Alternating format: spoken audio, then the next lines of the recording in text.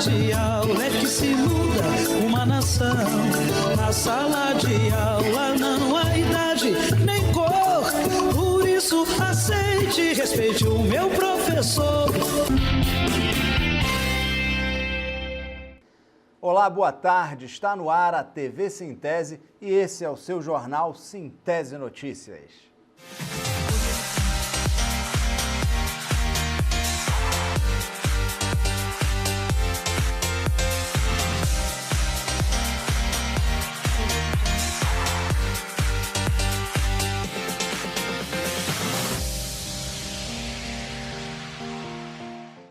A audiência pública no Tribunal de Contas do Estado debate a Previdência e mecanismos para capitalização. Na última terça-feira, 12 de dezembro, aconteceu no Tribunal de Contas do Estado de Sergipe, TCE, uma audiência pública para tratar da situação da Previdência em Sergipe e no Brasil. Além da doutora Mirelle Malaguti Ferrari, participaram como palestrantes da audiência pública realizada pelo TCE, o coordenador-geral de Auditoria e Contencioso da Secretaria de Previdência, Miguel Antônio Fernandes Chaves, o auditor fiscal da Receita Federal do Brasil, Alan dos Santos de Moura, participou também do debate o DIEESE. O Sergipe Previdência, com a junção dos fundos, ficou para ser capitalizado. O acordo era esse, de capitalizar os fundos. Então, se até aqui não foi capitalizado e hoje nós vamos ter esse debate, vamos ter caminhos, sugestões para que esses fundos sejam capitalizados. Vai ter encaminhamentos fruto de estudos do sindicato, dizendo que tem meios para que o Sergipe Previdência seja capitalizado, para que nós não passemos mais por essa situação. Sim, ela é possível de capitalização. Na verdade, já deveria ter sido feito um plano de amortização desde a sua criação, por conta dos governos irem passando cada vez, todos os anos para o próximo governo. Está numa situação muito delicada, mas é possível sim. Você pode diversificar receitas, criar contribuições suplementares e começar a gerenciar o fundo como ele deveria ter sido gerenciado desde o começo. Nossa intervenção vai ser no sentido de mostrar por que chegamos a essa situação, né? Qual é a situação? Atraso de salário, não reajuste de salário, não cumprimento, por exemplo, do piso dos professores, parcelamento do 13º, uma situação aparentemente de caos, né? Olha, em Sergipe, servidores e servidoras da ativa e aposentados têm lutado incansavelmente para que o governo do estado assegure a capitalização do Sergipe Previdência e garanta aos servidores e servidoras que hoje são aposentados e a todos aqueles que um dia irão se aposentar o direito a receber seus proventos em dia e de forma integral. Se você perguntar o que falta para que o governo do estado garanta a capitalização do Sergipe Previdência, a resposta é simples: vontade política. Diferente do que diz o governo Jackson Barreto, há condições de construir caminhos para garantir a capitalização do Fundo Previdenciário de Sergipe.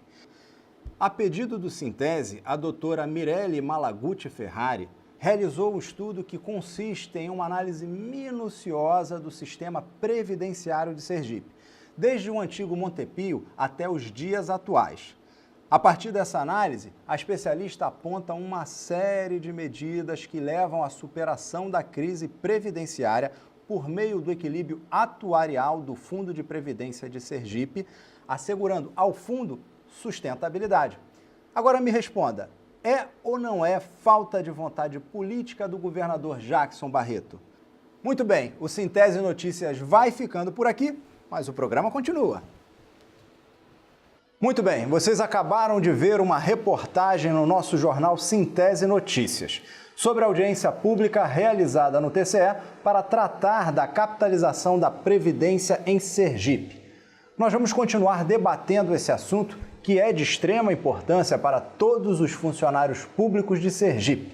Está aqui conosco o vice-presidente do Sintese, professor Roberto. Tudo bem, Roberto? Tudo bem. Roberto, seguinte, na matéria que a gente exibiu agora há pouco, nós falamos que a doutora Mirelle Malaguti Ferrari, aponta uma série de medidas que levam à superação da crise da Previdência por meio do equilíbrio atuarial do Fundo de Previdência de Sergipe, assegurando, por sua vez, a sustentabilidade ao fundo. Que medidas são essas? Veja, o que foi apresentado no Tribunal de Contas na última terça-feira foram medidas que fossem efetivas para estabelecer um processo de capitalização do Fundo de Previdência. Nós estamos vivendo hoje um cenário de atrasos, parcelamento do salário dos aposentados. Agora, no mês de novembro, o governo está pagando o salário dos aposentados em 2 parcelas, né, que é um absurdo, porque nós estamos vendo um comportamento de crescimento da arrecadação do Estado, mas o governo Jackson insiste em manter essa política absurda. O que nós estamos apresentando é o quê? É preciso se estabelecer uma alíquota complementar. Essa alíquota ela tem uma finalidade de assegurar o pagamento dos aposentados atuais. E o valor dessa alíquota é o quê? É o que o Estado já coloca hoje como aporte, né? Estabelecer em lei. Além dessa alíquota complementar, a nossa proposta é de estabelecer uma série de outras receitas para estabelecer um processo de capitalização. A questão de royalties de petróleo, que já foi assegurada em lei, mas nós queremos ampliar também para a produção mineral, energia elétrica, ou seja, gás, produção de gás, ampliar essa receita de royalties. Nós queremos a questão da dívida ativa, que também já foi estabelecida em lei, os créditos tributários parcelados, a gente entende que precisa ser destinado à Previdência.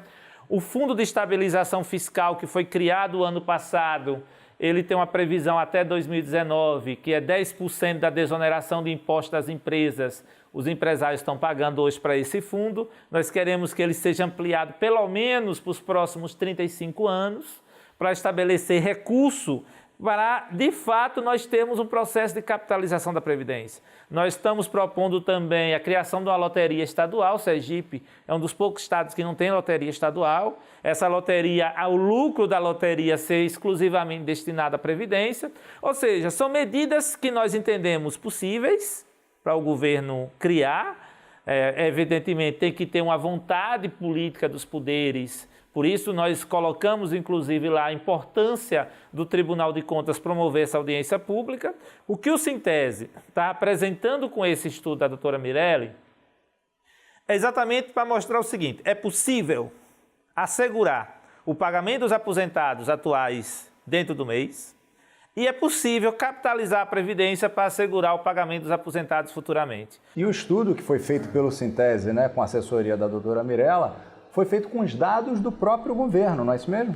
A doutora Mirella, ela é professora da Universidade Federal do Rio de Janeiro, ela é economista, né?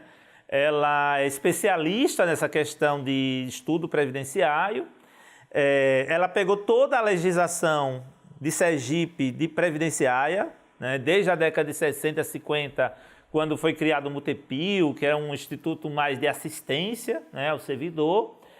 De lá para cá, todas as mudanças legislativas que houve e também os relatórios financeiros do Estado e os relatórios atuariais, porque hoje o Ministério da Previdência obriga todos os estados e municípios que têm fundo previdenciário próprio ter um estudo atuarial anual. Então, todo ano tem que ter uma apresentação desse estudo. Então, todo o estudo da doutora Mirella foi baseado nessa documentação.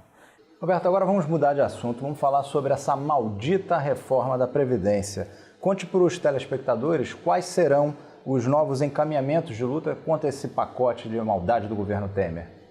Veja, a gente tem visto aí no noticiário que há uma dificuldade do governo Temer de encontrar um número de deputados para aprovar essa reforma, né?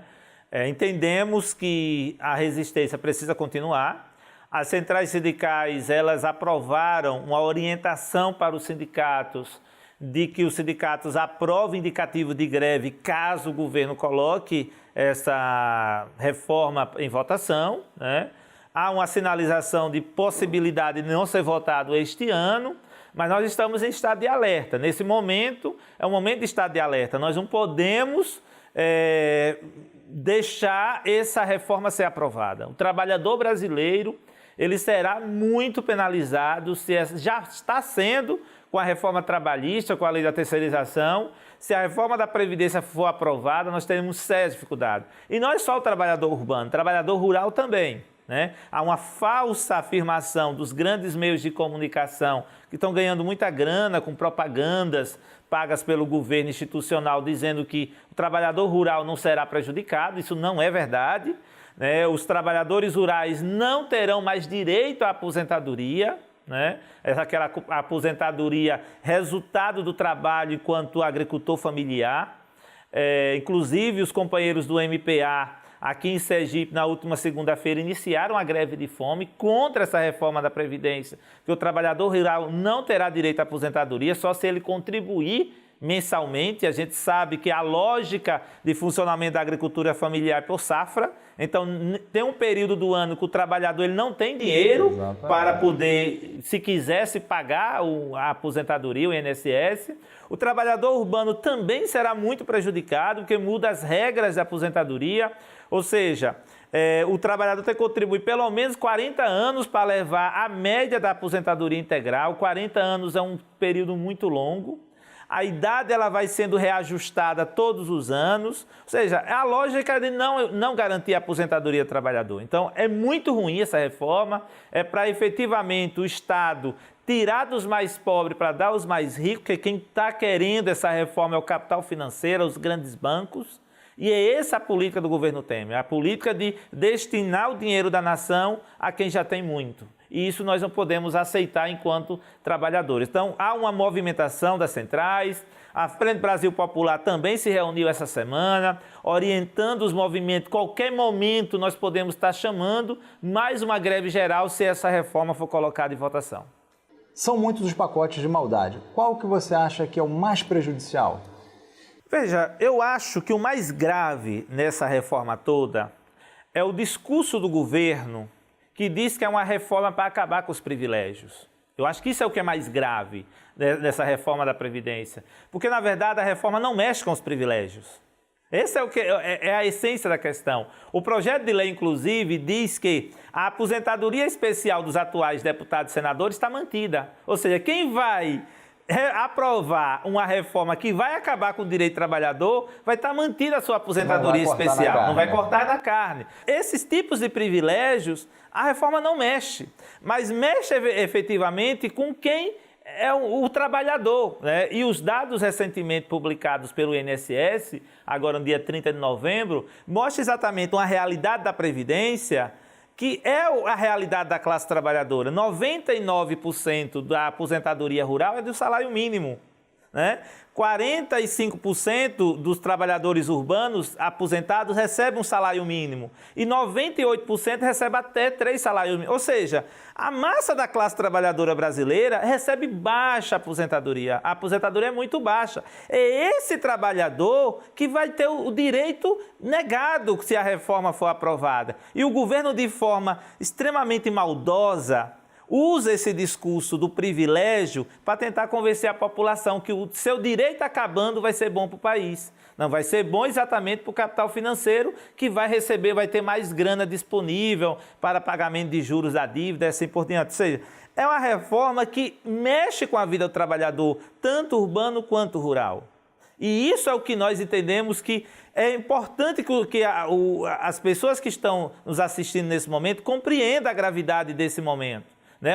Os deputados e senadores eles têm um papel nesse momento fundamental, porque é eles que têm o papel de aprovar ou não essa reforma. E a gente espera que não aprove. Né? O DIAP, inclusive, que é um instituto que acompanha a votação dos parlamentares, inclusive está fazendo consulta aos parlamentares, que a gente tem informação recente, que aqui de Sergipe, os deputados que já declararam o voto que vai votar a favor dessa reforma absurda é o deputado André Moura e o deputado Laércio Oliveira. Esses dois deputados já se posicionaram para o DIAP que vão votar a favor da reforma, o que a gente entende que é extremamente grave. Professor Roberto, mais uma vez, muito obrigado por sua presença e volte mais vezes. Estaremos à disposição. E a TV Sintese fica por aqui, mas a gente volta no próximo sábado, se Deus quiser, e Ele há de querer. Tchau, pessoal! A sala de aula é que se forma um cidadão. A sala de aula é que se muda uma nação. A sala de